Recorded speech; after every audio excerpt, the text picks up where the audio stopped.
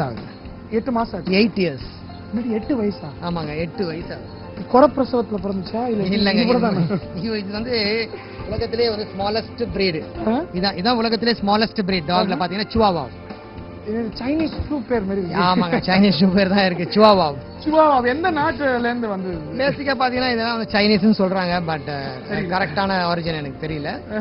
But very hard talk. ரொம்ப வந்து என்ன சொல்றதுன்னா ஒரு கார்டிங் டாக். ஏங்க இத பத்தி யாருக்கு பயப்படுவாங்களா? இது வந்து பெரிய நாயை விட சார்ஜ் பண்ணும். அப்படியா? ஆமா. பார்க்கல பொதுவா சொல்லுவாங்க மூர்த்தி சிரிசா நான் கீர்த்தி பெருசு. இவருக்கு ரொம்ப பொருந்தும்னு நினைக்கிறேன். ஆமா. ஆனா பாத்தீங்கன்னா உருவத்துல சின்னது.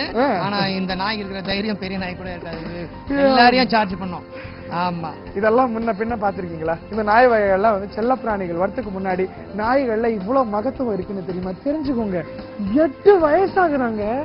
நம்புவீங்களா? ஒரு பூனைக்குட்டியோட சின்னதா இருக்குங்க. நான் சத்தியமா நினைச்சது வந்து இது ஒரு இல்ல 3 நாள் இல்ல 4 நாள் இருக்கும் பிறந்து.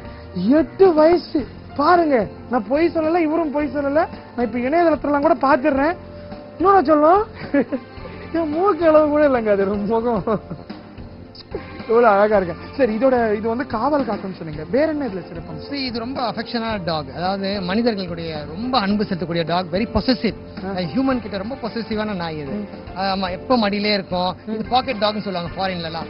சினிமா செலிபிரிட்டிஸ் எல்லாம் இருக்காங்கல்ல, அவங்க எல்லாம் இந்த பேக்குள்ள போட்டு எடுத்துட்டு போவாங்க. இது ஃபாரின்ல எல்லாம் ரொம்ப வந்து கிரேஸ் ஜாஸ்தி.